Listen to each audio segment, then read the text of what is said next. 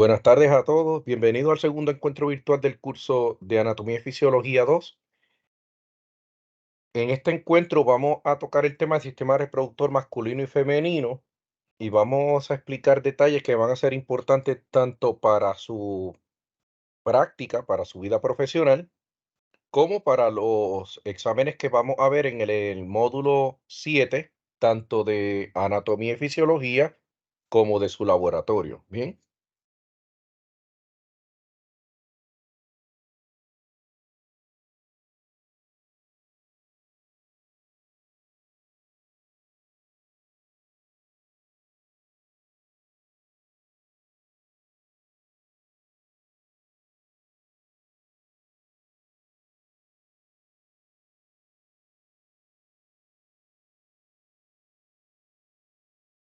Así que comencemos a hablar sobre el sistema reproductor masculino.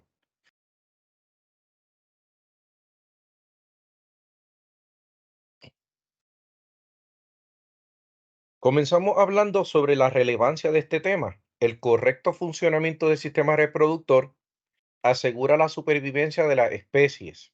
Esto es cierto tanto para el sistema reproductor masculino como para el femenino.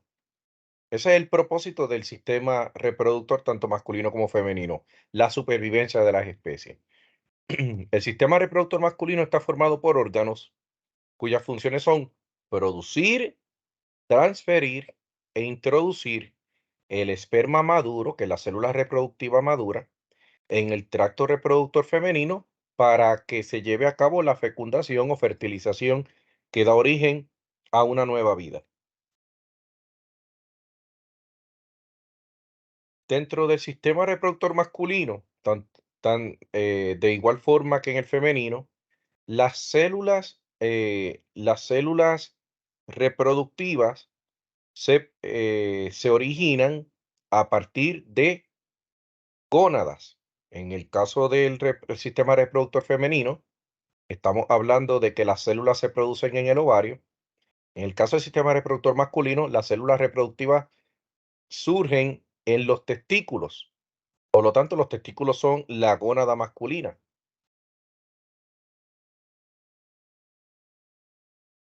En cuanto a la estructura y localización de los testículos, eh, estructuralmente están formados por varios lóbulos, es decir, es una estructura segmentada, tiene diferentes regiones y está formado por conductos seminíferos y células intersticiales o células de Leydig que veremos más adelante, la importancia de las células de Leydig, así como las de Sertoli. Y esos conductos están separados por septos, que son paredes, y están envueltos por una cápsula fibrosa llamada túnica albuginea. Bien, estos son detalles anatómicos, eh, pero no los vamos a tomar en consideración para el examen. Sí, algunos detalles como células de Leydig lo voy a recapitular más adelante. El concepto de túnica albuginea no va a ser evaluado, pero quiero que sepan que esa es la estructura del testículo. Lóbulos formados por conductos seminíferos y células intersticiales que se separan por septos y en conjunto se envuelven por una túnica albuginea. Ahora esto sí es importante. Lo que está marcado en rojo son los, las unidades que conforman el testículo y que sirven como el trayecto para el líquido seminal. Nosotros veremos que en los testículos hay unos conductos seminíferos que se abren hacia una red, hacia un plexo, hacia una ramificación, unos conductos ramificados llamados red de testis o red testicular, del cual drenan una serie de conductos eferentes que emergen de la parte más alta del órgano y que entran en la cabeza del epidídimo. Por lo tanto, aquí estamos viendo el, el orden en cómo fluye el líquido seminal. En resumidas cuentas, conductos seminíferos, conductos eferentes y el epidídimo son parte de esos conductos donde fluye el líquido seminal. Dentro, dentro del escroto es que se localizan el par de testículos. Así que hay un testículo en cada uno de los compartimientos escrotales Eso en términos macroscópicos. En términos microscópicos, nosotros tenemos que ver la parte celular. ¿De qué se encarga el testículo? Se encarga de producir hormonas y producir células reproductivas. La parte que corresponde a producir células reproductivas es una función de espermatogénesis, que es la formación de gametos masculinos maduros, que son los espermatozoides, por los conductos seminíferos. Así que la primera función del testículo es producir células. Vemos aquí la palabra gameto. De igual forma que el sistema reproductor femenino, el gameto femenino es el óvulo, el gameto masculino es el espermatozoide. Y de la forma que veremos que en el sistema reproductor femenino, la gónada es cada uno de los ovarios, las gónadas en el sistema reproductor masculino son los testículos. Por lo tanto, las gónadas van a producir gametos y además producirán hormonas, que es la segunda función. La segunda función del testículo es secreción hormonal, es decir, la testosterona, que está producida por células intersticiales, que son células que están rodeando estas estructuras, y específicamente estamos hablando de las células de Leydig. Las células de Leydig son las células responsables de la producción de testosterona. El espermatozoide, en términos estructurales, contiene una cabeza formada por un acrosoma, que es la parte del espermatozoide donde está el material genético.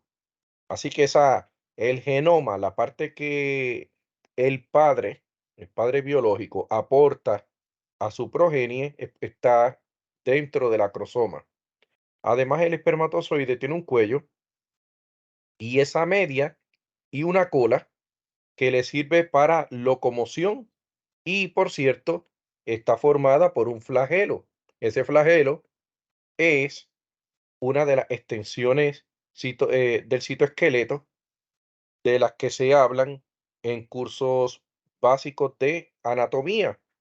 Por ejemplo, cuando se habla del citoesqueleto, esa red de proteínas dentro de la célula que mantiene los órganos, los organelos dentro de la célula relativamente estables, en ocasiones esa red protruye, pasa a través de la membrana celular y puede producir prolongaciones del citoesqueleto, como son los cilios, los flagelos y las microvellosidades. Aquí tenemos el ejemplo de que los espermatozoides contienen un flagelo. Cada espermatozoide tiene un flagelo.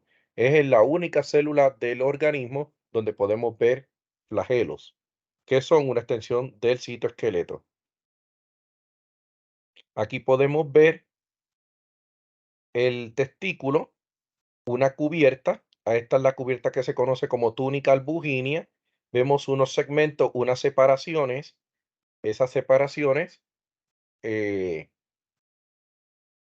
mantienen en compartimentos separados unas redes de conductos que eventualmente van a drenar al epidídimo, todos estos túbulos seminíferos, que es donde se origina el líquido seminal, eventualmente pasando por una red testicular, el rete testis, pasa al epidídimo, y luego del epidídimo, eventualmente, el líquido seminal pasa por el conducto deferente. Hago la salvedad de decir líquido seminal porque cuando ya hablamos de semen, es líquido seminal junto con los espermatozoides. Así que la unión de ambas cosas es lo que forma el semen. Mientras no hay presencia de espermatozoides, simplemente lo limitamos a decir líquido seminal.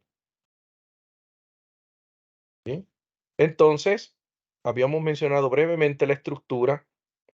Nosotros vemos, este es un diagrama de un testículo con sus diferentes compartimientos, los conductos seminíferos que a través del rete testis llevan el líquido seminal a, al epidídimo y eventualmente al conducto deferente. Si nosotros pudiéramos hacer diferentes cortes y ver detalles microscópicos, veríamos células reproductivas en ocasiones inmaduras, que se llaman espermátides o espermátidas, y en otros estadios estaría el espermatozoide ya maduro. Si a ese espermatozoide maduro lo pudiéramos ver en un diagrama amplificado, veríamos el acrosoma, el núcleo, la cola, la mitocondria que va a proveerle la energía necesaria para la locomoción, pero en esta parte es donde está el material genético que va a aportar para la progenie. Los órganos reproductores masculinos se clasifican en órganos esenciales para la producción de gametos y en órganos accesorios que mantienen el proceso reproductor. Por lo tanto, si hablamos de gametos, estamos hablando de los órganos esenciales. Y ahí simplemente nos limitamos a decir los testículos, las gónadas. Mientras que las gónadas femeninas veremos que se llaman ovarios, las gónadas masculinas se llaman testículos. Y dentro de las funciones de los testículos tenemos la producción de hormonas y la producción de células reproductivas. ¿Qué hormona producen los testículos? Producen testosterona. ¿Qué células producen los testículos? Producen, como gametos, producen los espermatozoides. Veremos en el caso del sistema reproductor femenino que las gónadas no son testículos, sino ovarios, que los gametos que se forman ya no son espermatozoides, sino óvulos, y que la hormona que se produce ya no es testosterona, sino estrógeno y progesterona. Así que tenemos que tener eso en cuenta para saber la doble función de de las gónadas. En cuanto a los órganos accesorios, todo lo que corresponde al sistema reproductor, pero que no incluya testículos. Aquí estamos hablando los órganos accesorios a la reproducción. Los conductos genitales conducen el esperma hacia el exterior del organismo. Un par de epidídimos, un par de conductos deferentes, un par de conductos eyaculadores y finalmente la uretra. Va a haber a lo largo del trayecto, no solamente veremos el conducto como propiamente un mecanismo para pasar el líquido seminal de un punto A a un punto B, sino que a lo largo de ese trayecto, ese líquido seminal va a sufrir unas modificaciones. Y esas modificaciones son mayormente gracias a glándulas accesorias que se encuentran en el trayecto y le aportan diferentes características a ese líquido seminal. ¿De qué glándulas estamos hablando? Estamos hablando de vesículas seminales, la próstata y glándulas bulbouretrales. Veremos que cada una de ellas hace una aportación al líquido seminal. Y además el sistema reproductor tiene estructuras de soporte, entre ellas el escroto, el pene y los cordones espermáticos. Ya estos son estructuras macroscópicas que ayudan al soporte. Ya acabamos de ver la parte de los conductos y como órgano esencial los testículos. En esa área, visto de forma superficial, el área donde eh, podemos localizar los órganos reproductivos se conoce como el perineo. En los varones es un área con una forma que recuerda a un diamante y localizado entre los muslos. Bien, se encuentra localizado desde la sínfisis del pubis hasta el coxis y lateralmente la tuberosidad isquiática. Vamos a ver eso más adelante. Y está formado por dos triángulos. Veamos aquí. Nosotros tenemos el perineo, es una estructura en forma de diamante.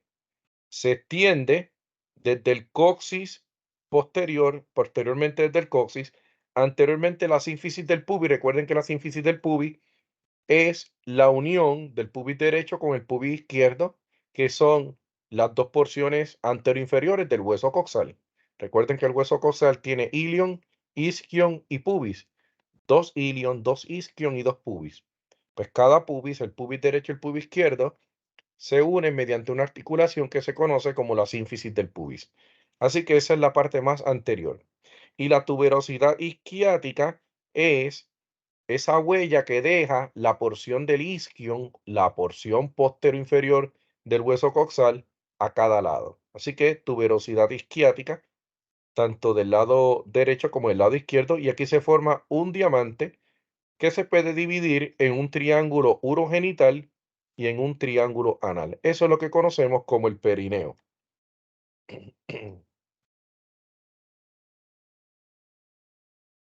En el tema de los conductos, vamos a ver cada segmento por separado. Veamos el epidídimo. Es un único tubo tensado helicoidalmente, es decir, en forma de hélice, enrollado y encerrado en una envoltura fibrosa.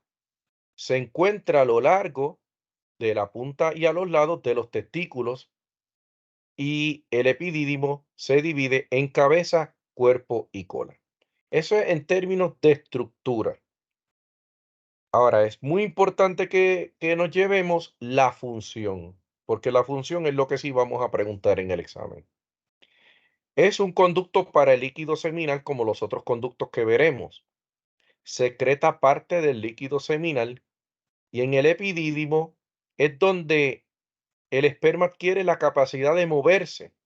Así que el epidídimo contribuye a a la maduración de esta célula reproductora masculina, y en el epidídimo es específicamente donde adquiere la capacidad para moverse. Así que si se quiere llevar una idea clave del epidídimo, es que es el lugar donde adquiere la capacidad para moverse. Y sepan que esa es la parte más importante, porque el espermatozoide, una vez adquiere la capacidad para moverse, es que puede migrar a lo largo del sistema reproductor femenino, encontrar el óvulo y favorecer la fecundación o fertilización. El conducto deferente es un tubo que es una extensión del epidídimo, así que todo lo que pasó por el epidídimo eventualmente va a caer en el conducto deferente. Es uno de los conductos excretores para el líquido seminal y conecta el epidídimo con con la próxima porción de estos conductos que se conoce como el conducto eyaculador. El conducto eyaculador ya queda próximo a la uretra, así que todavía no estamos en la uretra. Estos son los pequeños conductos dentro del testículo y alejándote del testículo, pero sin llegar todavía a la uretra. Cabe decir que si nos queremos llevar una de las ideas claves sobre el conducto deferente, es cuando hablemos del tema de vasectomía. Cuando usted escucha el concepto de vasectomía, ese proceso quirúrgico que tiene como finalidad esterilizar, consiste en remover una parte del conducto deferente. Así que si se quieren llevar algo, un concepto importante, un concepto clave del conducto deferente, es el tema de la vasectomía. La remoción quirúrgica de parte del conducto deferente se conoce como vasectomía. Recuerden, lo más importante en el epidídimo es el lugar donde el esperma adquiere la capacidad para moverse. Lo más importante que quiero que se lleven para el conducto deferente es que la remoción quirúrgica de una parte de él es lo que se conoce como vasectomía. Luego del epidídimo y del conducto deferente, llegamos al conducto eyaculador, que está formado por la unión del conducto deferente con el conducto de la vesícula seminal. Así que la vesícula seminal arroja un pequeño conducto que junto con el conducto eyaculador, con el conducto deferente forman el eyaculador. Y el conducto eyaculador atraviesa la glándula prostática y termina en la uretra. Ya en este nivel, el líquido seminal va a adquirir unas características particulares gracias a las glándulas que lo rodean. Luego, el conducto eyaculador va a drenar en la uretra. La uretra realiza en los varones una función doble, porque participa en el sistema reproductor y en el sistema urinario, mientras que en las mujeres solamente es parte del sistema urinario. La uretra no juega un rol en el sistema reproductor femenino, solamente es parte del sistema urinario. En el caso de los hombres, la uretra es parte del sistema urinario y del sistema reproductor. Y ya a este nivel quiero, como ya la uretra es el final del conducto de ese trayecto de líquido seminal, quiero que se lleven varios conceptos. Si antes de la eyaculación ocurre la secreción de líquido seminal, estamos hablando de una emisión. Emisión es la producción de líquido seminal previo a la eyaculación y ese líquido seminal no contiene espermatozoides. Por consiguiente, la emisión no puede por sí eh, realizar una fecundación. En el caso de que se esté liberando semen, es decir, líquido seminal más células reproductivas, líquido seminal más espermatozoides, estamos hablando de eyaculación y ahí sí, ese líquido tiene las propiedades para que ocurra la fecundación en el sistema reproductor femenino. Y le llamamos entonces semen a la mezcla de líquido seminal y espermatozoides. Entonces cae la duda de muchas personas. ¿La emisión es sinónimo de que no va a haber un embarazo?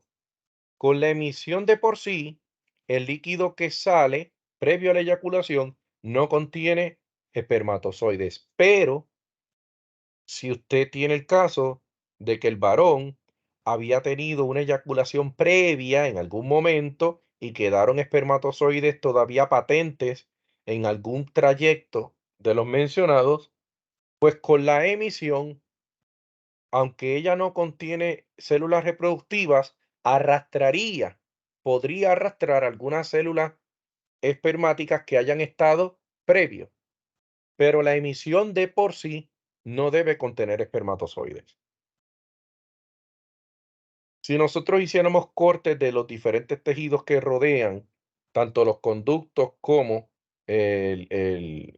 los demás órganos del sistema reproductor masculino, podríamos ver lo siguiente. Vean aquí, en ocasiones verán que voy a utilizar el lado derecho, en otras ocasiones hablaré del lado izquierdo, dependiendo de las estructuras que me permitan ilustrar en cada uno de los lados. Todo comienza en el testículo cuando el testículo produce la hormona testosterona y las células reproductivas, que es el espermatozoide. Hablando únicamente del espermatozoide, ya nosotros hemos mencionado los diferentes conductos. Dentro del testículo están los conductos seminíferos o túbulos seminíferos que por medio de la red testicular llega al epidídimo y luego del epidídimo pasa por este conducto, este gran conducto, que es el conducto deferente. Y vemos aquí ilustrado conducto deferente en nuestro lado derecho como observadores, el izquierdo el paciente. Así que todo esto es, dentro del testículo están los conductos seminíferos, luego el epidídimo, luego el conducto deferente. Así que continuamos con el conducto deferente, pero observándolo desde acá.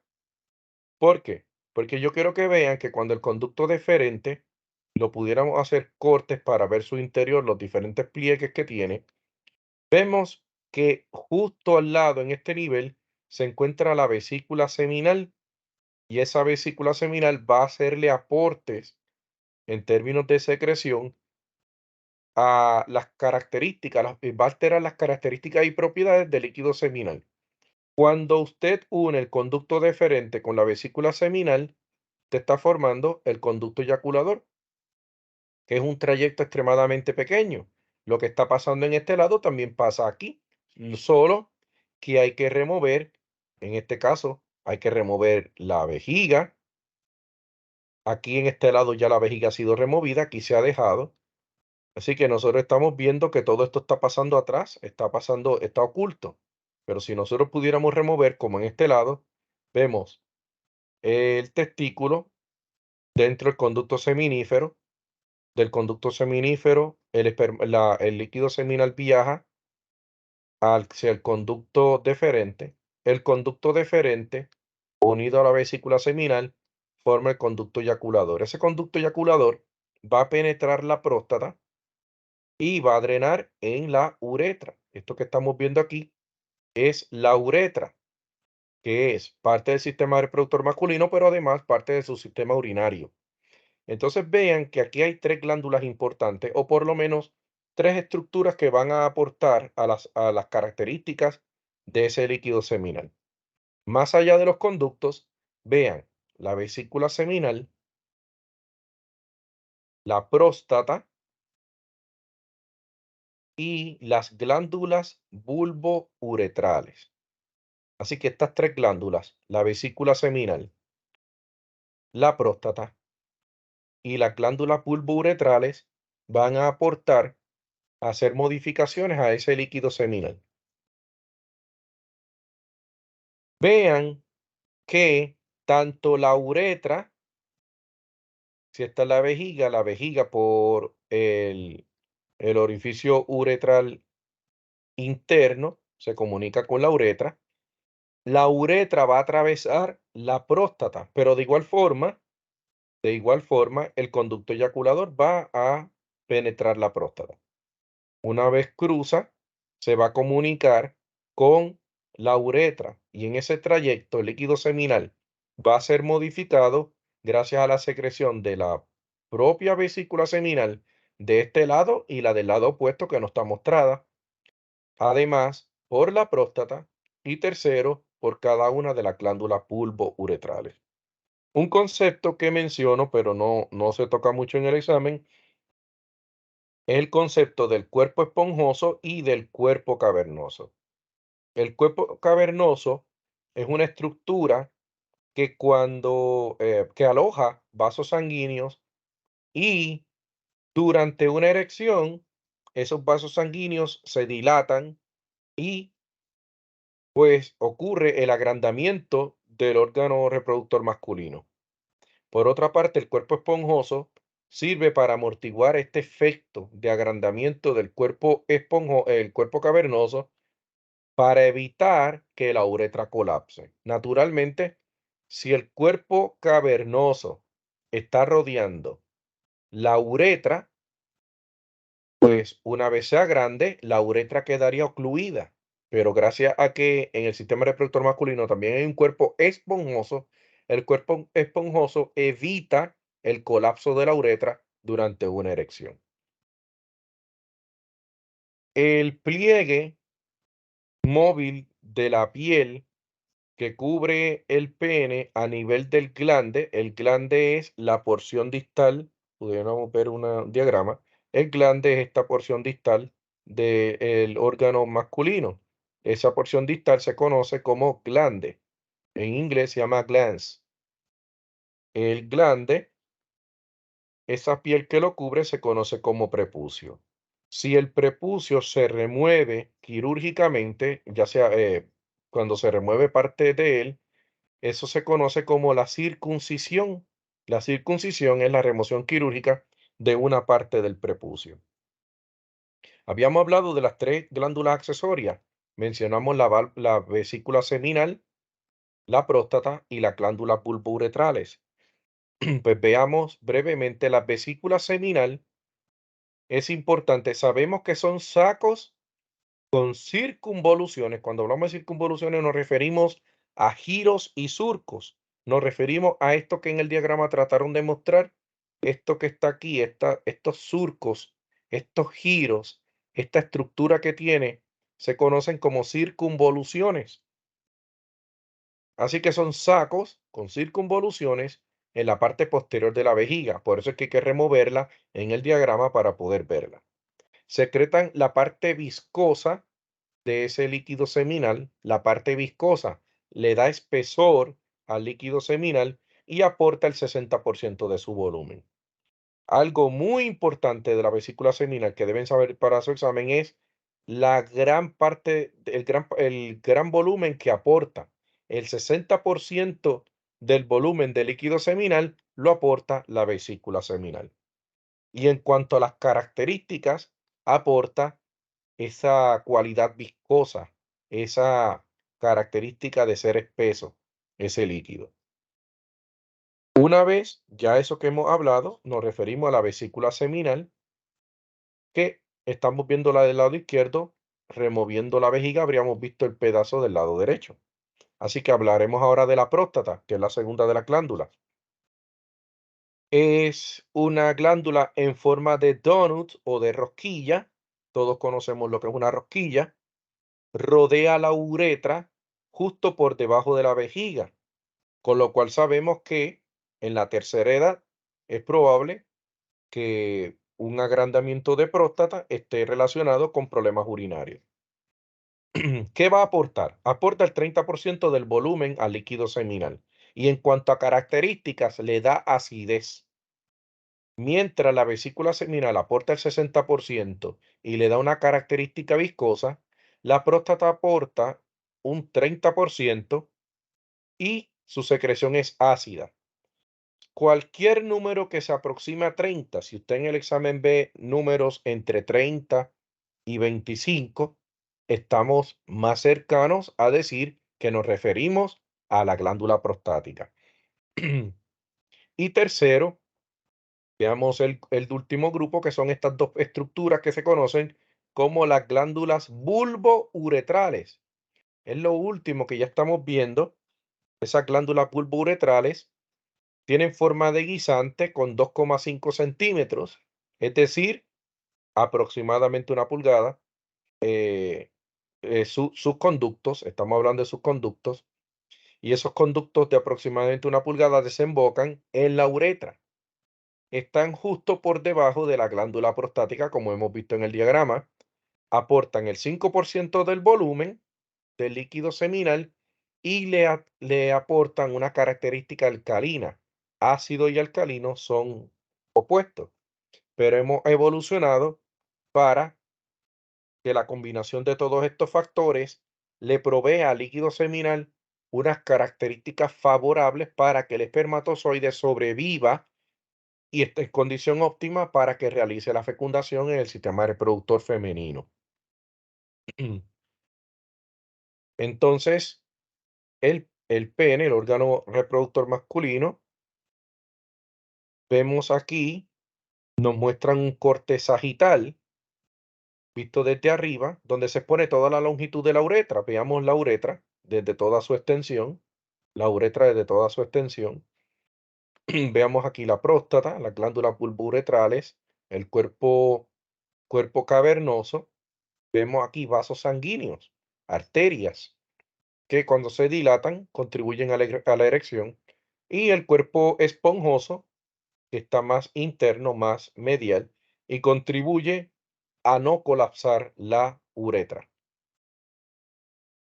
En un corte transversal, es decir, si hiciéramos un corte transversal, estaríamos viendo los cuerpos cavernosos y un cuerpo esponjoso. Y ese cuerpo esponjoso evita el colapso de la uretra.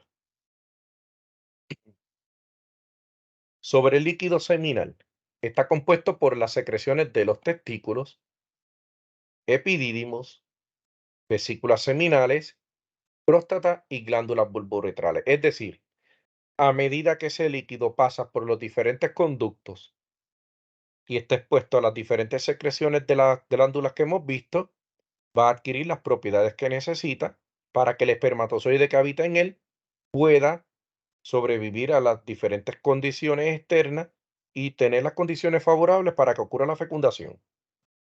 Cada mililitro contiene millones de espermatozoides y el paso de los espermatozoides desde epidídimo, conducto deferente, conducto eyaculador y uretra.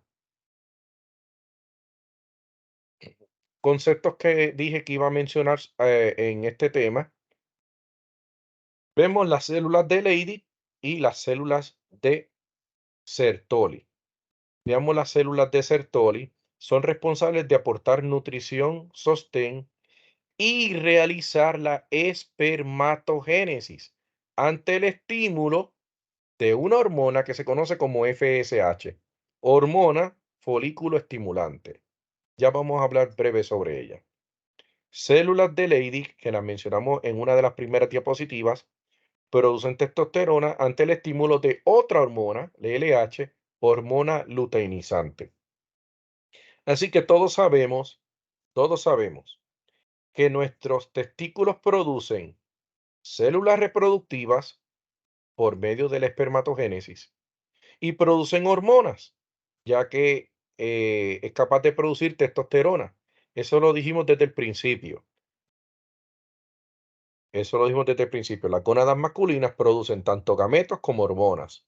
Gametos por medio de espermatogénesis y las hormonas nos referimos a la testosterona. La parte responsable de producir las células reproductivas es las células de Sertoli. Y la parte responsable de producir testosterona son las células de Leydig. Ahora bien, ¿cuándo se tienen que producir cada una? ¿Cuándo necesitamos? ¿Qué señal recibe las células de Sertoli para producir espermatozoides? ¿Y qué señal necesita las células de Leydig para producir testosterona? Pues aquí está la respuesta. Tanto la FSH como la LH son producidas por la hipófisis o la pituitaria. Así que ante la necesidad de producir células reproductivas, la hipófisis va a estimular a la FSH, hormona folículo estimulante, para que llegue al testículo y estimule las células de Sertoli para que produzcan espermatozoides. Por otra parte, si se necesita producir testosterona, porque la hipófisis recibe señales de que tiene que producir testosterona, la hipófisis va a liberar LH, hormona luteinizante, que va a migrar a los testículos y va a producir un estímulo de la testosterona. Todas estas señales son específicas.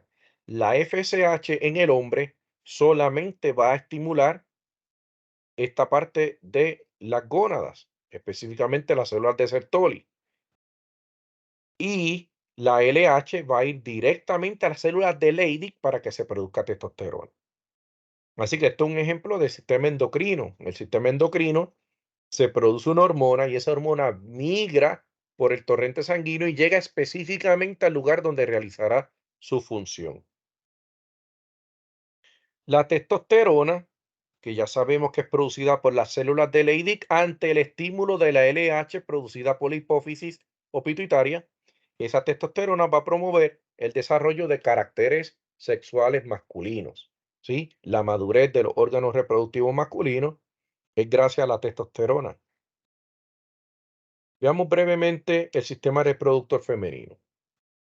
De igual forma que el masculino, lo importante es que gracias al sistema reproductor femenino se realiza la procreación y se asegura la continuidad del código genético. Es decir, esas características que el ser humano ha adquirido mediante la evolución, esas características se van a mantener, se le da continuidad al código genético gracias al aporte del sistema reproductor masculino y el sistema reproductor femenino. Así que ambos sistemas son cruciales para la sobrevivencia de la especie.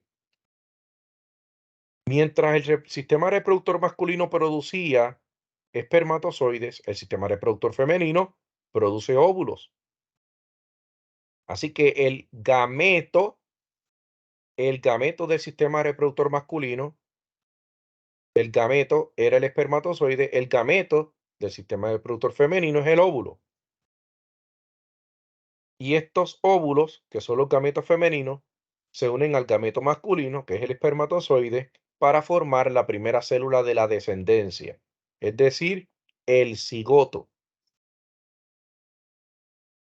También nutre y protege, estamos hablando del sistema reproductor femenino en general. El sistema reproductor femenino ayuda a la procreación, a la producción de óvulos y nutre y protege a la descendencia durante varios años después de la concepción. Es decir, una vez se forma esta nueva vida, la mantiene protegida hasta que esté lista para nacer. Esa es una diferencia del sistema reproductor masculino. El sistema reproductor masculino es importante para la procreación, produce gametos, contribuye a mantener la continuidad del código genético, pero el sistema reproductor femenino además promueve la nutrición, permite la nutrición y la protección de la descendencia. De la misma manera que el sistema reproductor masculino se dividía en órganos esenciales y accesorios, lo mismo pasa con el reproductor femenino. ¿Quiénes son los órganos esenciales? Las gónadas. En el caso del sistema reproductor masculino, los órganos esenciales eran las gónadas y nos referíamos a los testículos. Aquí, los órganos esenciales o gónadas se refieren a los ovarios. Los gametos, por otra parte, son los óvulos producidos por los ovarios. Así que las gónadas producen gametos, es decir, los ovarios producen óvulos, los testículos producen espermatozoides, las gónadas producen gametos. Bien, gónadas masculinas, gónada femenina. Gónada masculina va a producir células masculinas, es decir, la gónada masculina, el testículo, va a producir gametos masculinos que son los espermatozoides. Mientras las gónadas femeninas son los ovarios, producen los gametos femeninos que son los óvulos. ¿Quiénes son los órganos accesorios? Todo lo que es importante en el sistema reproductor femenino, pero que no incluya el ovario. Tenemos genitales internos, genitales externos y glándulas adicionales. Los genitales internos son las trompas uterinas que van a comunicar el ovario con el útero. Tenemos el útero, que es una estructura en forma de P invertida, donde ocurre las diferentes etapas de la gestación. La vagina, que es el receptor de el líquido seminal, además de los conductos o estructuras que se extienden desde los ovarios hacia el exterior, todo eso es interno. Los genitales externos son la vulva, y hablamos en plural porque la vulva está formada por diferentes estructuras. Pero también tenemos que incluir a las glándulas mamarias como parte del sistema reproductor femenino y las incluimos como un tercer grupo llamado glándulas sexuales adicionales.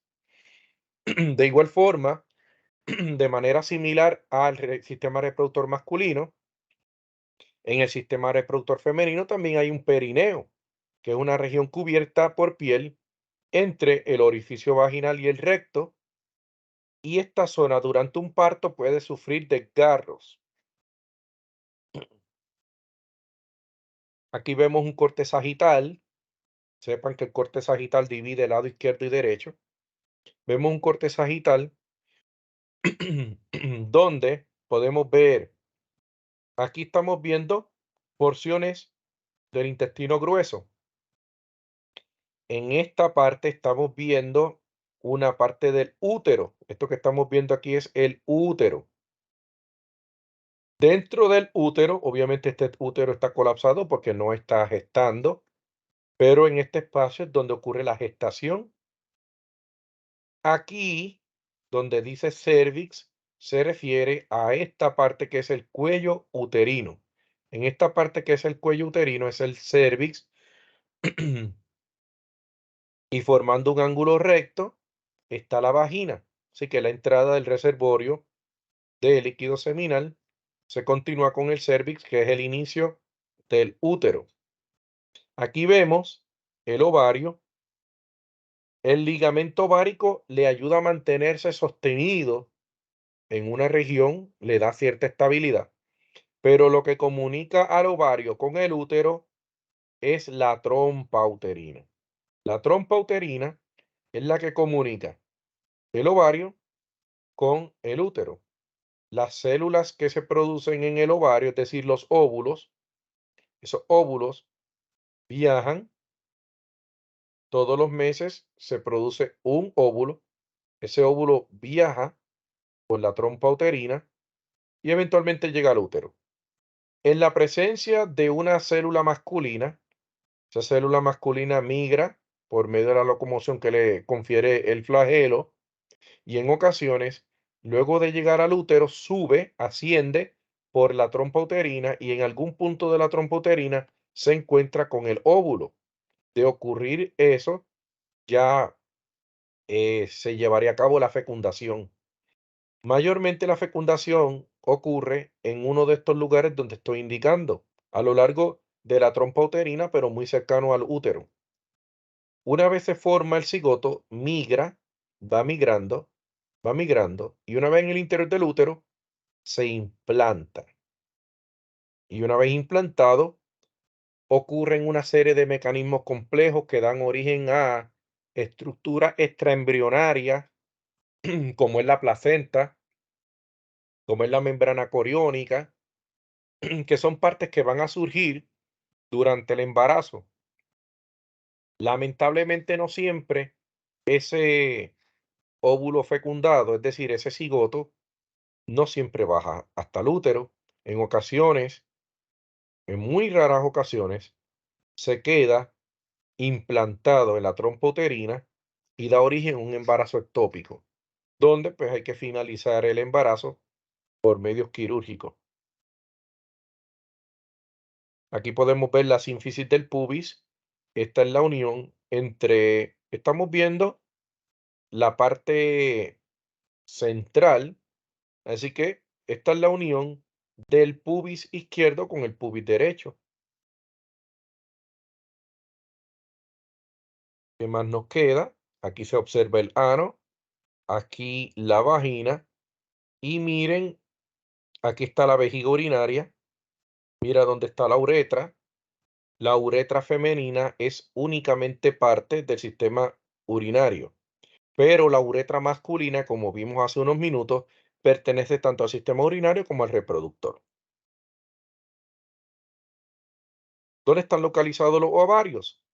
Pues son glándulas nodulares, glándulas que como se observa en este diagrama son nodulares, tienen forma de pequeños nódulos, localizadas una a cada lado del útero, una al lado derecho, una al lado izquierdo, por debajo y detrás de las trompas uterinas, por debajo y por detrás de las trompas uterinas, que son estas estructuras, aquí estamos viendo solamente una de ellas, las estructuras que unen el ovario con el útero. Cuando el feto se desarrolla en un lugar diferente del útero, se conoce como embarazo ectópico y bueno, pone en peligro la vida de la madre. La vida del hijo ya se comprometió, la vida de ese feto que se está formando ya se comprometió, la vida de la madre podría comprometerse. Bien,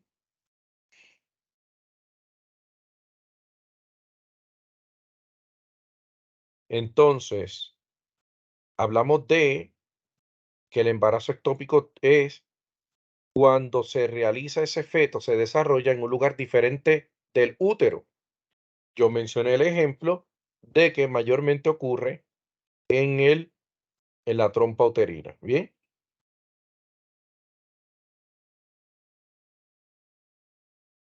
Así que los ovarios son glándulas nodulares a cada lado del útero, por debajo y detrás de las trompas uterinas. Se supone que en las trompas uterinas ocurre la fecundación y luego ese cigoto va migrando hasta implantarse en el útero. Cuando eso no ocurre, entonces se va a desarrollar un feto fuera del útero y eso se conoce como embarazo ectópico y hay que proceder de manera quirúrgica o con algunos otros métodos alternativos para eliminar, poner fin a ese embarazo, porque pone en peligro también la vida de la madre. En términos microscópicos, la superficie de los ovarios está cubierta por un epitelio germinal. Los folículos ováricos contienen células sexuales femeninas en desarrollo. Cuando un óvulo se está formando, al comienzo sale de una pequeña estructura dentro de los ovarios que se conoce como el folículo ovárico. Y ahí es que tiene efecto la hormona FSH producida por la hipófisis para estimular a que esos folículos liberen los óvulos que ya están listos para los pasos subsiguientes en la maduración. Mientras están dentro de los folículos ováricos, esas células sexuales todavía se llaman ovocitos. Una vez son liberados, ya se conocen como óvulos. Sí que estamos hablando del interior del ovario. En el interior del ovario hay unas unidades llamadas folículos y dentro de esos folículos se encuentran las células sexuales femeninas que todavía en ese tiempo se llaman ovocitos. Una vez salen del folículo y salen del ovario, ya se llaman óvulos. ¿Cuáles son las funciones del ovario? Pues de manera similar a los testículos son las gónadas masculinas, los ovarios son las gónadas femeninas. ¿Qué hace una gónada? Produce gametos y produce hormonas. Las gónadas producen gametos, producen hormonas. En el caso del testículo, ¿qué gametos produce? Espermatozoides. ¿Qué hormona produce? Testosterona. Por otra parte, en cuanto al ovario, que es una gónada, también tiene que producir gametos y tiene que producir hormonas. ¿Qué gameto produce? Los óvulos. ¿Qué hormona produce? Estrógeno y progesterona. Recuerden, esto es gracias a los estímulos de la hormona FSH y LH producidas por la hipófisis. Así que todos estos son hormonas endocrinas que tienen efecto en una célula, en unos receptores en particulares, y para llegar a ese lugar donde van a realizar su función, tienen que migrar por el torrente sanguíneo. Y por eso es que estamos hablando de que los ovarios son órganos endocrinos. El útero tiene forma de pera invertida con dos partes principales, el cuerpo y el cérvix. El cuerpo es superior, el cérvix es inferior, como vimos en un diagrama. Vamos a ver si tenemos, aquí vemos visto en, esto es una vista anterior. Esta porción es el cuerpo del útero y esta pequeña porción es el cuello uterino o cérvix, cuello uterino cérvix. ¿Con qué se continúa el cuello uterino o cérvix? Con la vagina. Aquí no se puede apreciar porque estamos viéndolo de forma anterior y usted pensaría que esto es exactamente una T, las trompas uterinas, el útero y la vagina, porque lo estamos viendo de forma anterior. Pero si usted lo viera de forma lateral, como lo vimos hace unos segundos, lo que parece ser, usted ve el ovario con su trompa uterina, lo mismo al otro lado, el útero. Si usted lo ve de frente, usted estaría viendo una T, pero no se daría cuenta de que este útero está inclinado hacia atrás, formando un ángulo de 90 grados con la vagina. Ahora, si lo ve de frente, lo va a ver como una T. Pero recuerde que entre este útero y esta vagina hay un ángulo de 90 grados. Así que el útero tiene forma de P invertida. La pared uterina tiene tres capas. La interna, que es endometrio, la media, que es miometrio, y la externa, que se conoce como peritoneo parietal. En el endometrio es donde está en contacto el feto, donde el feto va a estar en contacto, donde va a implantarse, y en el caso de no implantarse, el endometrio es el que se descama durante la menstruación. El miometrio es la parte muscular del útero. Todo lo que ustedes vean con mio quiere decir músculo. La parte muscular del útero se conoce como miometrio. ¿Y por qué necesitamos que el útero tenga músculo? Porque durante el parto, la mujer tiene que contraer, ese útero se tiene que contraer, va a recibir estímulos hormonales y esa es la importancia de que los úteros tengan una capa muscular. Y por último, la capa externa, que es el peritoneo parietal, tiene como función mantenerla rígida en su posición, mantener este órgano rígido en su posición. Como todo, como toda capa de tejido conjuntivo que forma parte de anclar órganos en su lugar, la mayoría de los órganos que necesitan anclarse con tejido conjuntivo y mantenerse en una posición rígida o relativamente rígida, lo hacen gracias a su capa externa. El útero no es la excepción. Entonces, las cavidades del útero son pequeñas debido al espesor de las paredes uterinas. Así que en este diagrama que hemos visto, vean que aunque hay un espacio, hay una cavidad, esa cavidad como no está ocupada ahora mismo por un feto, está prácticamente colapsada y gracias al grosor de las paredes del útero, este espacio es mínimo. Así que debido al espesor de las paredes uterinas, la cavidad del útero es pequeña. La punta de la cavidad corporal constituye el orificio cervical interno que se abre al canal cervical. Estamos hablando de esta parte, el canal cervical interno. Estamos hablando de esta porción.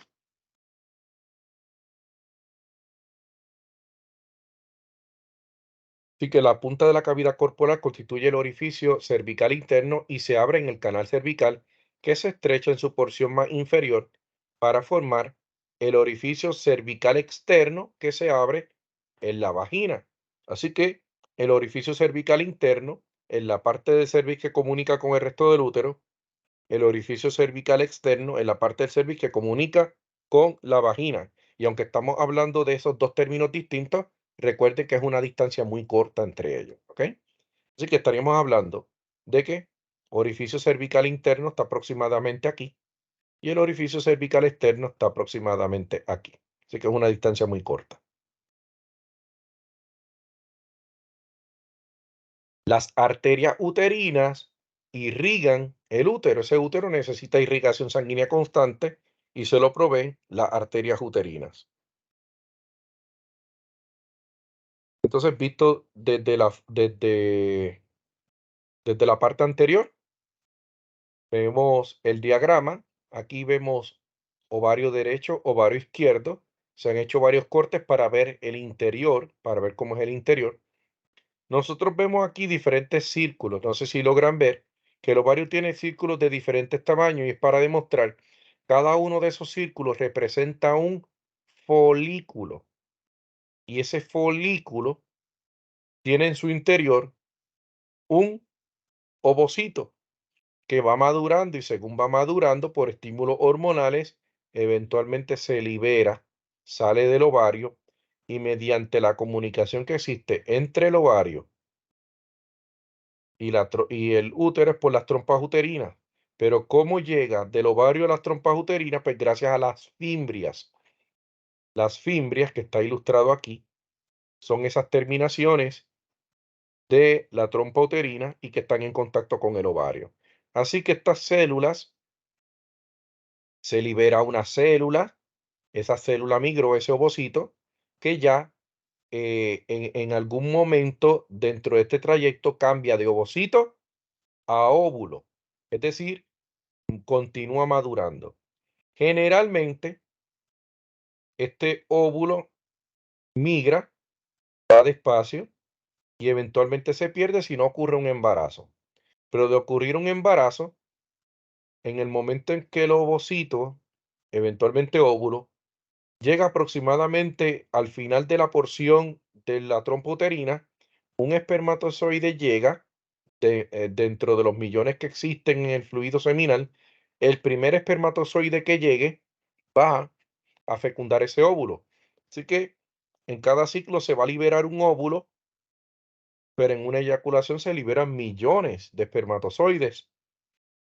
Y esos espermatozoides, el primero que llegue, va a fecundar ese óvulo y se va a formar el cigoto. Mayormente en esta región proximal de la trompa uterina que se conoce como en el istmo,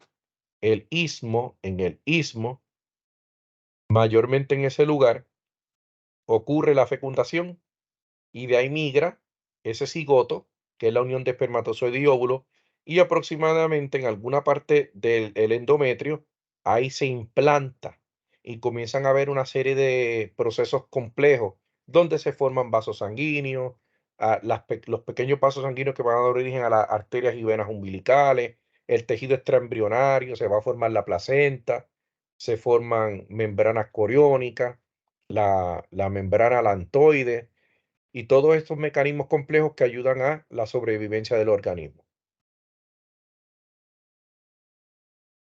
El útero se localiza entre la vejiga y el recto. La posición del útero se altera con la edad a medida que se distienden diferentes ligamentos que lo mantienen en su lugar, el embarazo o la distensión de las vísceras pélvicas relacionadas. Entre el nacimiento y la pubertad, el útero desciende desde el abdomen, desde su parte inferior, hasta la pelvis verdadera. Así que, como parte de la formación embrionaria, mientras nos estamos desarrollando, en el caso de las damas, ese útero estaba un poco superior y luego va descendiendo hasta el lugar donde definitivamente va a cumplir su función. El útero comienza a disminuir de tamaño en la menopausia. Aquí hablamos de localización. En cuanto a posición es cómo está él relacionado en términos de espacio. Pues mira, él está flexionado por encima de la vejiga. El cervix se dirige hacia abajo y hacia atrás. Lo vimos en este corte. Así que míralo flexionado anterior sobre la vejiga, flexionado, y el cervix hacia abajo y hacia atrás. El cervix se dirige hacia abajo y hacia atrás, uniéndose a la vagina con un ángulo recto. Recuerden que ángulo recto es 90 grados, algo parecido a una letra L. Veamos la letra L aquí. Mira la letra L. Esta es la L, 90 grados. Así que esto es lo que se refiere con que forma un ángulo de 90 grados, un ángulo recto. Cervix con vagina.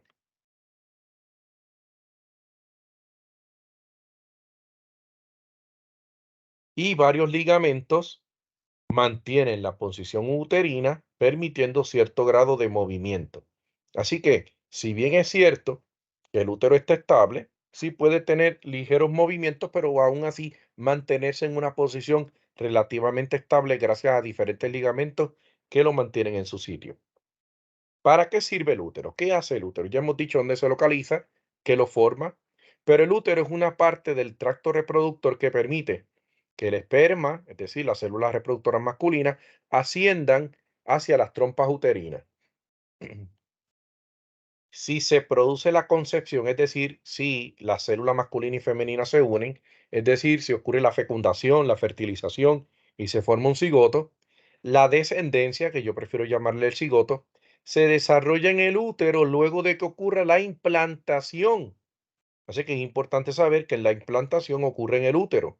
Es decir, cuando ese cigoto va migrando y luego se pega a la pared del útero, la parte interna. Estamos hablando del endometrio. El embrión se nutre por las glándulas endometriales hasta que se forma la placenta. La placenta no se puede formar tan rápido. Apenas las dos células se unieron, con el paso de horas y días van migrando hasta que llegan al endometrio, porque como les dije, muchas veces se encuentran en la trompa uterina.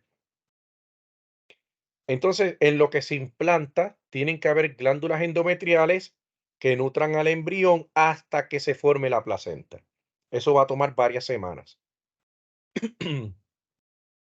La placenta es el órgano que permite el intercambio de materiales entre la sangre de la madre y la sangre fetal, pero manteniendo dos circulaciones independientes. Por lo tanto, nosotros hemos evolucionado para que la madre y su hijo no mezclen su sangre. La sangre de la madre y la sangre del hijo no mezclan. Para eso existe la placenta.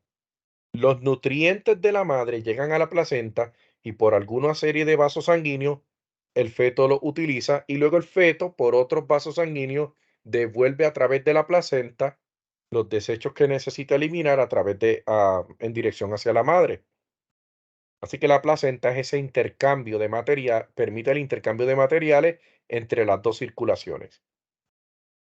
Las contracciones miometriales, es decir, gracias a la capa muscular del útero que permite que él se contraiga, esas contracciones tienen lugar en el parto y colaboran con la expulsión del feto fuera del cuerpo de la madre. También para esto tienen que haber diferentes estímulos hormonales. En, en el sistema nervioso central, a nivel del hipotálamo, se produce oxitocina y la oxitocina migra, tiene efecto en otras partes. La oxitocina tiene efecto en glándulas mamarias y en útero. Ya veremos en glándula mamaria lo que hace, pero en el útero la oxitocina promueve la contracción.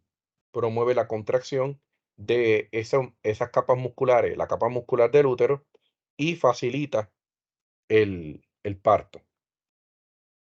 Si no se produce la fecundación, si no se produce la concepción, es decir, si el óvulo que se formó a partir de los folículos del ovario migró por la trompa uterina, llegó al útero y no hubo fecundación, las capas externas del endometrio se descaman durante la menstruación. Por lo tanto, la menstruación no es otra cosa que un proceso cíclico que permite la renovación del endometrio.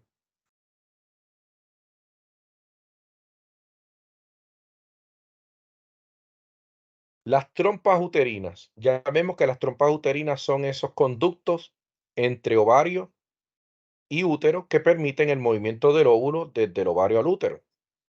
También se denominan oviductos o trompas de falopio. Están ancladas al útero por sus ángulos superexternos, lo hemos visto en este diagrama, se refiere a estos ángulos. Aquí está anclada una trompa uterina, aquí está anclada la otra trompa uterina, en los ángulos superiores y externos.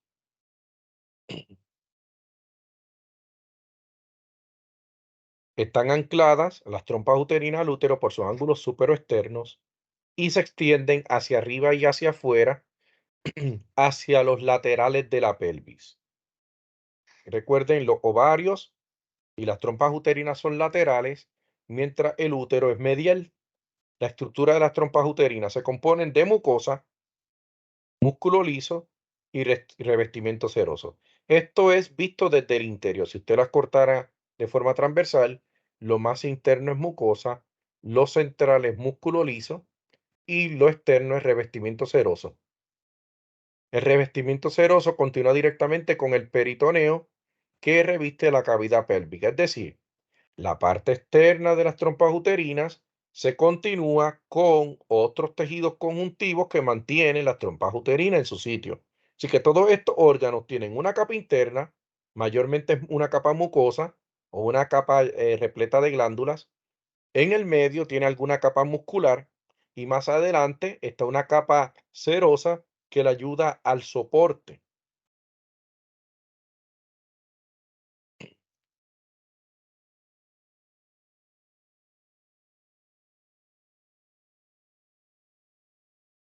La mucosa tubárica, es decir, la mucosa de las trompas uterinas, se continúa con la de la vagina y la del útero, lo que significa que se puede infectar por microorganismos que se introducen en la vagina.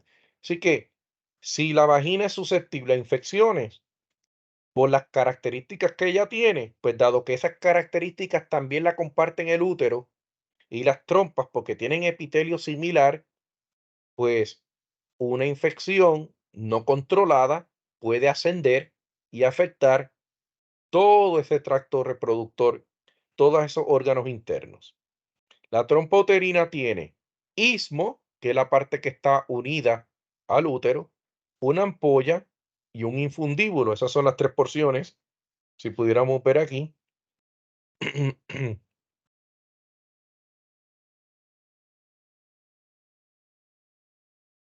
Aquí vemos el istmo, más central está la ampolla y finalmente el infundíbulo. Finalmente el infundíbulo. Así que la porción más medial es el istmo, luego la ampolla y lo más distal es el infundíbulo.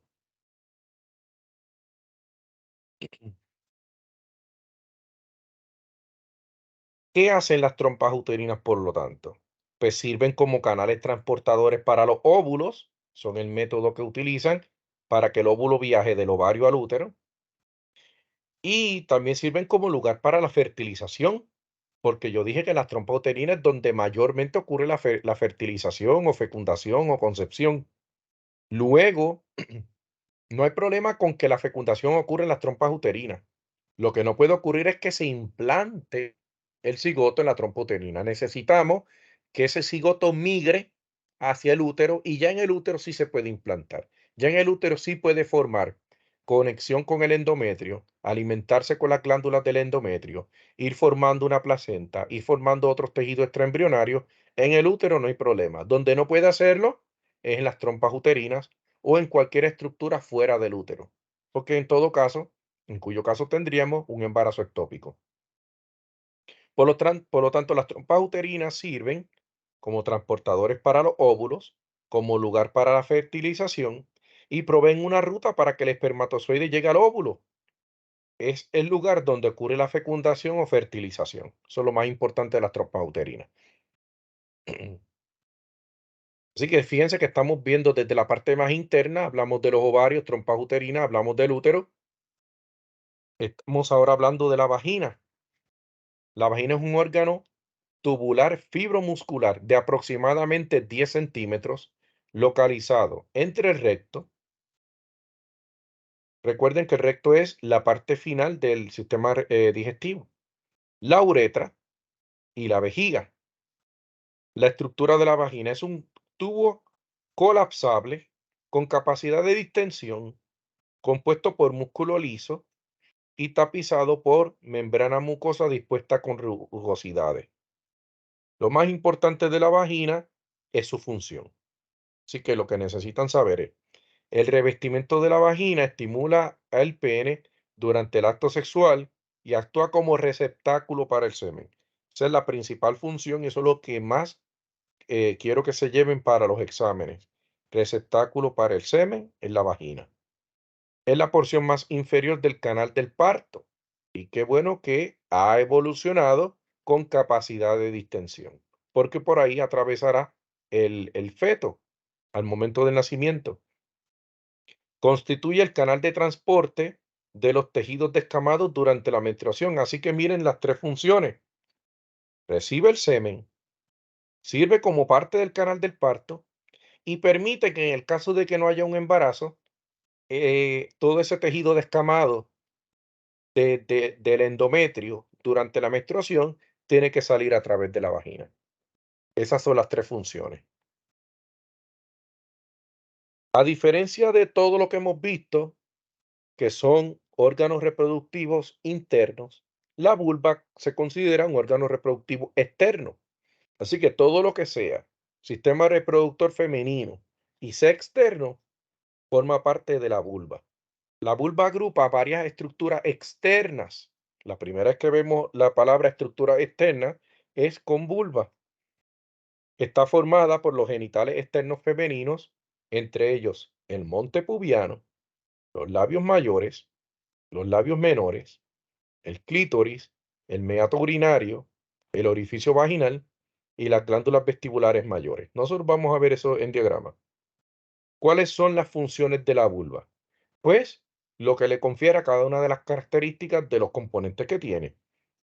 Tiene un monte de Venus, que es el monte pubiano que vimos en esta oración. Ese monte pubiano y los labios mayores y menores protegen al clítoris y al vestíbulo, lo mantienen protegido de traumatismo. El clítoris contiene receptores sensoriales que envían información al área de respuesta sexual del cerebro. Así que para que ocurra, por ejemplo, para, para permitir la sobrevivencia de la especie, pues tienen que haber receptores sensoriales que contribuyan a que ocurra el, para que ocurra la concepción, para que ocurra todo este proceso, se necesita de receptores sensoriales. El orificio vaginal es el límite entre los genitales internos y externos. Todo lo que hemos mencionado, ovario, trompa uterina, útero, incluyendo el cérvix y la vagina, son genitales internos. La vulva, con todos sus componentes mencionados en esta oración, son genitales externos. Y aquí vemos de manera similar que en el aparato reproductor masculino, en el femenino, también vemos el diamante con un triángulo el triángulo anterior, que es el triángulo urogenital. Aquí vemos el triángulo urogenital ilustrado aquí, triángulo urogenital y el triángulo anal. Todo eso forma el perine. Y aquí estamos viendo los genitales externos. ¿Bien? Si bien es cierto que vemos el orificio vaginal, de ahí en fuera es externo. Bien, aquí se observa un prepucio cubriendo el clítoris. Aquí estamos viendo labios menores, más lateral, los labios mayores.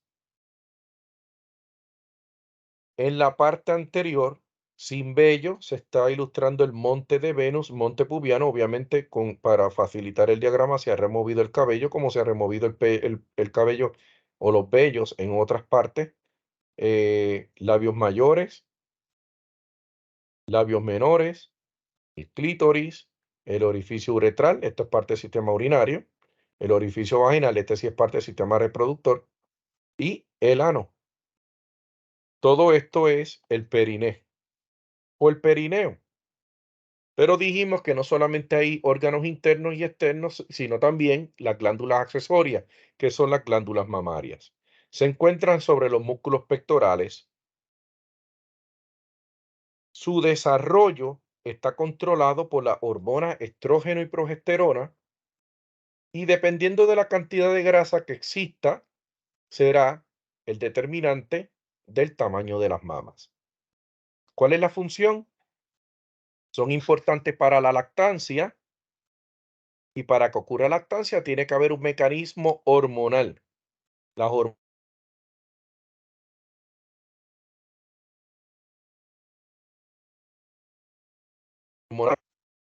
producen las hormonas.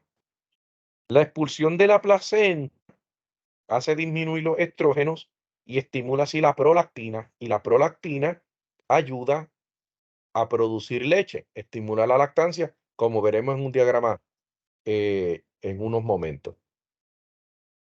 Las glándulas mamarias son parte del sistema tegumentario, es decir, ese sistema que cubre el cuerpo de piel, de cabello, uñas y todos estos órganos accesorios. Las glándulas mamarias son parte del sistema tegumentario y obviamente también parte del sistema reproductor. La lactancia proporciona leche rica en nutrientes para el recién nacido, inclusive los primeros meses de vida, incluso varios años después del nacimiento. ¿Cuáles son las ventajas de la lactancia? El que, el que, sin importar el sexo, en que el niño reciba los nutrientes, inmunidad pasiva por los anticuerpos presentes en el calostro y la leche. Cuando hablamos de calostro se refiere a las primeras secreciones de leche materna que eyecta la mama. Esas primeras secreciones, el calostro. Cuando hablamos de inmunidad pasiva, quiere decir que el niño está recibiendo los anticuerpos por alguien y no porque él mismo los produjo, sino que los recibe a partir de la lactancia. Y en términos psicológicos, hay un vínculo emocional entre madre e hijo, pues que muchos expertos dicen que tiene mucho valor.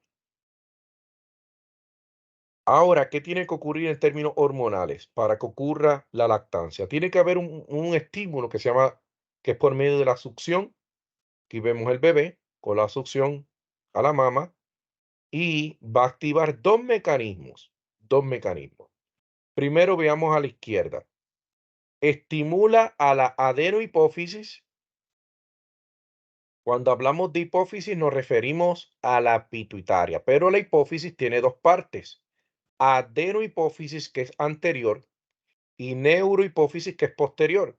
La neurohipófisis es más parte del sistema nervioso que parte del sistema endocrino, mientras que la adenohipófisis es enteramente parte del sistema endocrino.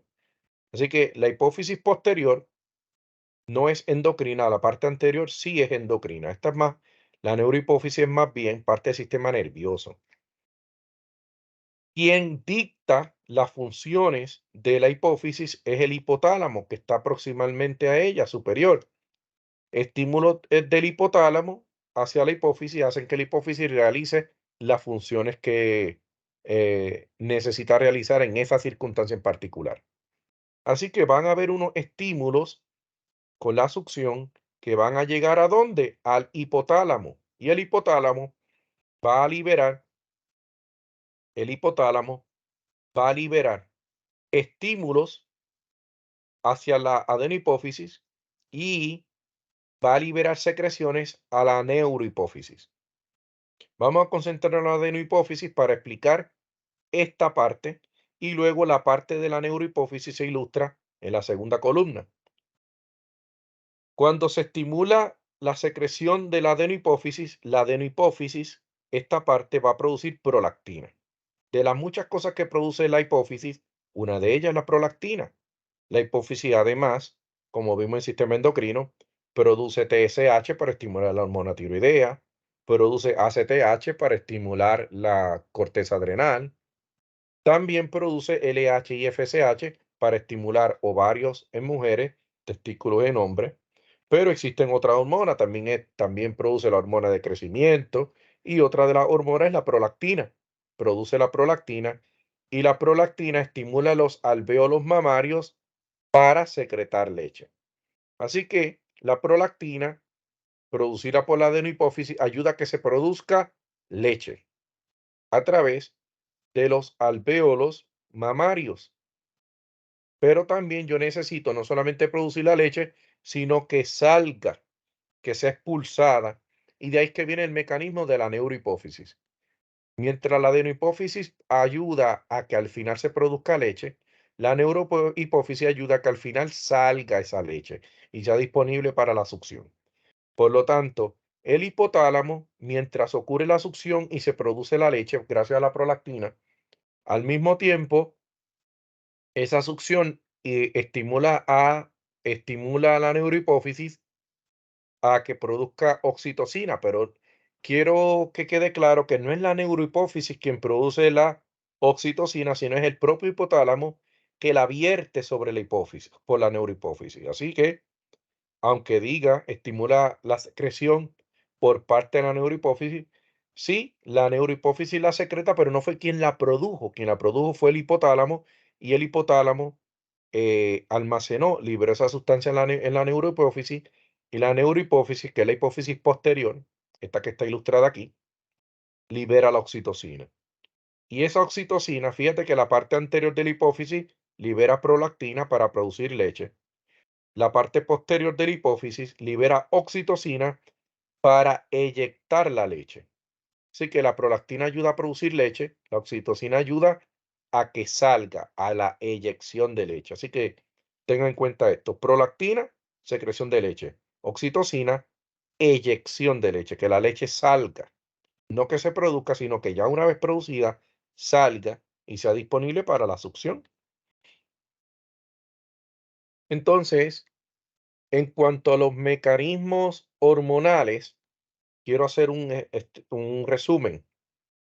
Nuestra adenohipófisis, gracias a un estímulo del hipotálamo, el hipotálamo va a producir eh, una hormona no ilustrada aquí que se llama GnRH, que significa hormona liberadora de gonadotropina. Esa hormona, esa GnRH, estimula a la adenohipófisis ilustrada en este cuadro para que produzca FSH y LH.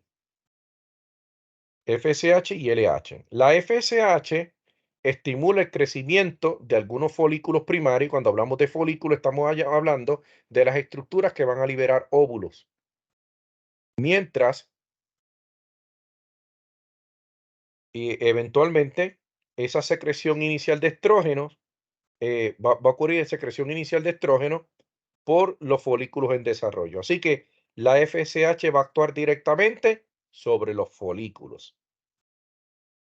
Recuerden que los folículos son esas estructuras internas del ovario donde se producen los óvulos. También se produce la LH, que estimula la maduración folicular y el crecimiento del oocito. Oocito es una forma, como algunos autores le llaman, al ovocito, es decir, el paso anterior a que se llame óvulo. Cuando se llama oocito, es el paso anterior a llamarse óvulo. Así que la LH contribuye a la maduración folicular y el crecimiento de el antecesor del óvulo y ayuda a la secreción de estrógenos por parte del folículo. La LH además ayuda a la ovulación, produce la maduración del folículo hasta su ruptura expulsando el óvulo, y A la luteinización, de ahí viene el nombre, produce la formación del cuerpo lúteo a partir del folículo roto y eventualmente permite la secreción de estrógeno y progesterona por el cuerpo lúteo. ¿Qué ocurre? Algunas veces ustedes verán que unas funciones requieren de una de ellas FSH, otras del LH, pero ustedes van a ver que en términos foliculares, por ejemplo, maduración folicular, estimular los folículos, lo hacen ambas. Así que yo me di a la tarea de hacer un resumen para que sea más fácil entender una hormona y qué hace. Por ejemplo, ¿qué tengo que saber de la LH? Ayuda a la ovulación. Lo vemos aquí. Ayuda a la formación del cuerpo lúteo, ¿sí? Que es lo que ocurre a partir de un folículo que ya está roto. Y ayuda a la secreción de estrógeno. Por lo tanto, favorece la ovulación, la formación del cuerpo lúteo y la producción de estrógeno es función de la LH. Mientras la FSH va más dirigida al desarrollo de los folículos, pero bien podemos decir, tanto LH como FSH están relacionadas con el desarrollo de los folículos, ¿sí? Así que el desarrollo de los folículos, la FSH es importante, pero las dos contribuyen. ¿Cuál es la diferencia? Que la LH, además de ayudar al desarrollo de los folículos, también ayuda a la ovulación y a la formación del cuerpo lúteo. Así que esta función del desarrollo de los folículos también la comparte la LH, solo que la LH tiene estas como funciones propias. El estrógeno, piensen que el LH y FSH son hormonas de quién? De la hipófisis para estimular el ovario. El estrógeno y la progesterona son hormonas del ovario. No son hormonas que estimulan al ovario, son hormonas producidas por el ovario. La LH y la FSH las produce la hipófisis para estimular el ovario. Pero el estrógeno y la progesterona son producidas por el ovario, no lo estimulan ahí. ¿Qué hace el estrógeno? Ayuda al desarrollo de las estructuras reproductivas femeninas. ¿Qué hace la progesterona? Prepara el endometrio para la implantación. Ya sabemos que implantación es cuando el cigoto, la unión de espermatozoide y óvulo forma el cigoto. Cuando ese cigoto se une al endometrio del útero, se llama implantación. Y también prepara a las glándulas mamarias para la producción de leche. Y por último, una hormona no mencionada, aquí está la relaxina. Esta es importante durante el parto. ¿Por qué? ¿Qué necesito yo que ocurra en el parto? Cuando una mujer va a experimentar el parto, tiene que tener flexibilidad de la sínfisis del pubis. Esa articulación entre las dos porciones óseas anterior e inferior del coxal tiene que ser flexible. Y además, el cuello uterino tiene que ser capaz de dilatarse. Esos dos fenómenos ocurren gracias a la relaxina. Así que la relaxina ayuda a esas dos condiciones que son favorables para el parto. Flexibilidad de la sínfisis del pubis y dilatación del cuello uterino. Y por último, vean que en este diagrama, esto es un ciclo menstrual, el ciclo reproductor. Todo está gobernado por hipotálamo, que produce GNRH, la mencioné hace unos minutos.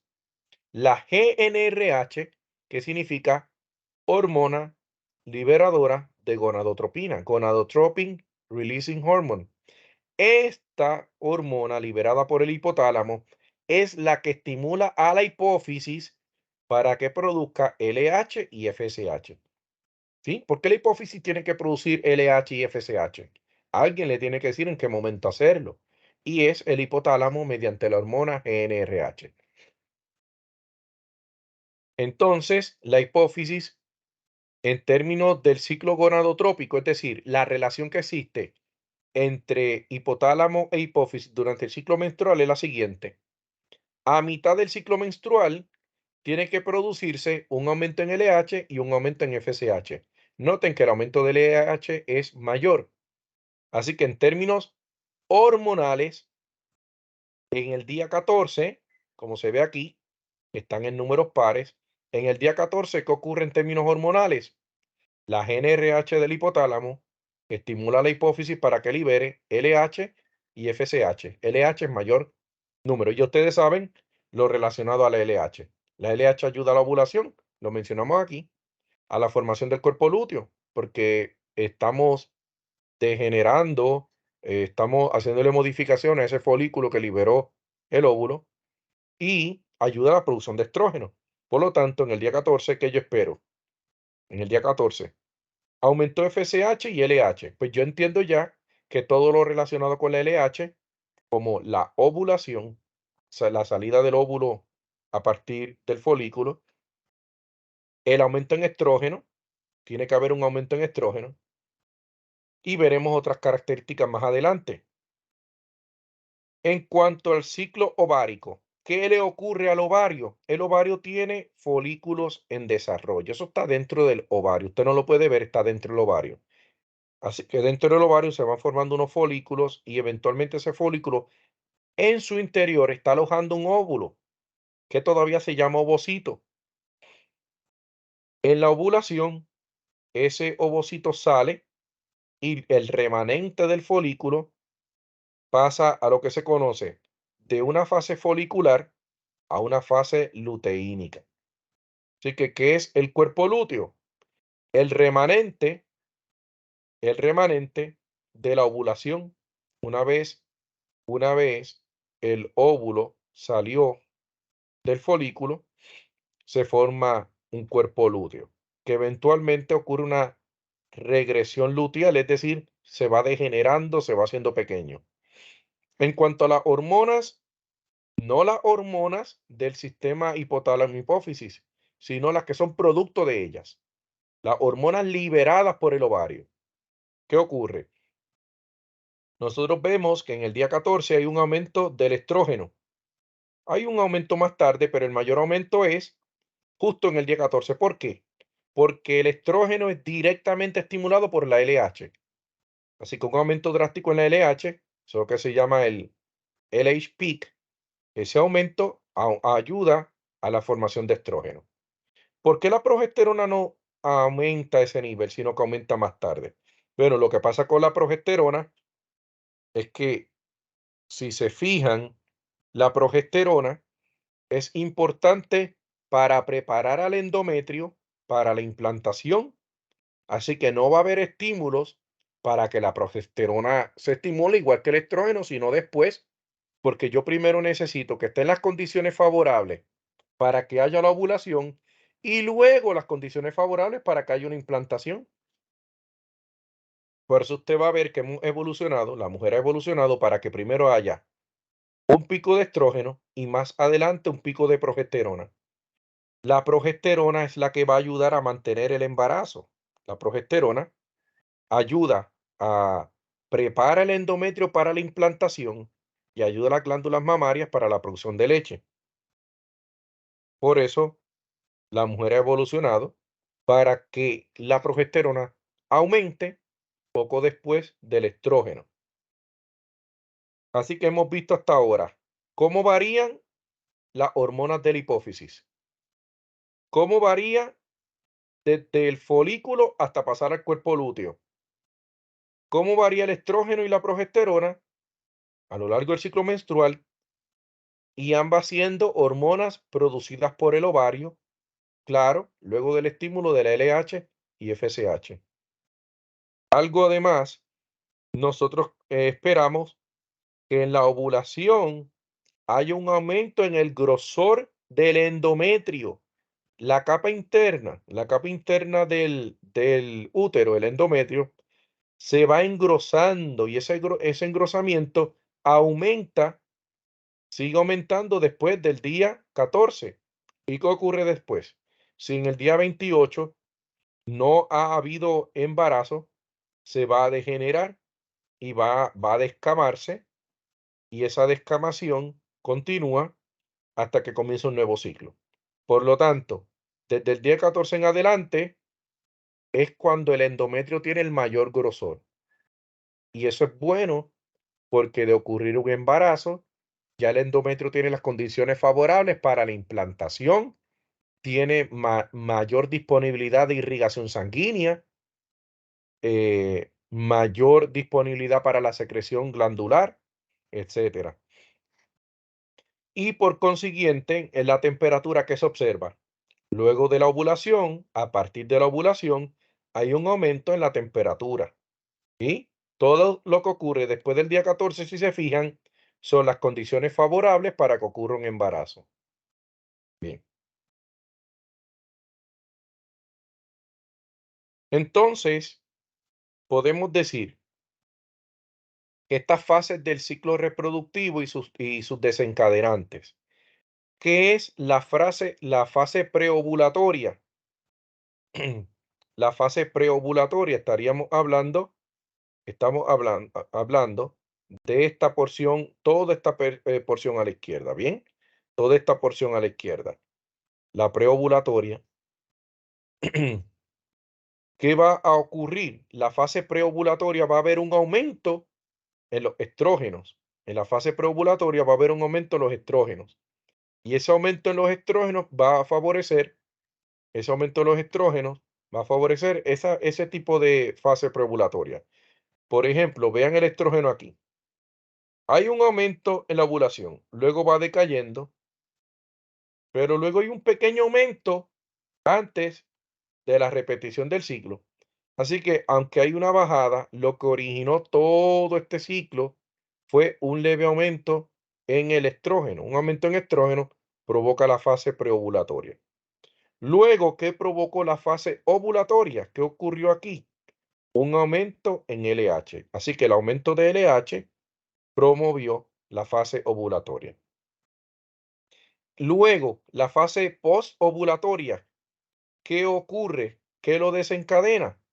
Un aumento en estrógeno y un aumento en progesterona. Primero un aumento en estrógeno y luego un aumento en progesterona. El aumento en estrógeno y un aumento en progesterona se observan como desencadenantes de la fase posovulatoria. Primero hubo un aumento en estrógeno y luego hubo un aumento en progesterona. Y ambos desencadenaron la fase posovulatoria. Luego, el estrógeno baja, la progesterona baja y la disminución de estrógeno y progesterona promueve la menstruación. ¿Bien? Así que con estas dos diapositivas pueden conocer a grosso modo, el ciclo menstrual. ¿Alguna duda o pregunta sobre este tema?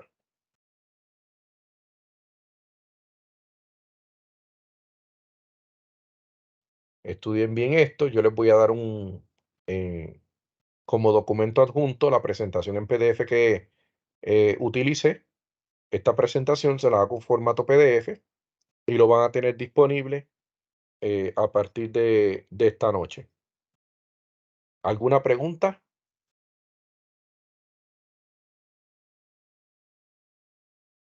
Pues que pasen todos excelente tarde. Gracias por su asistencia.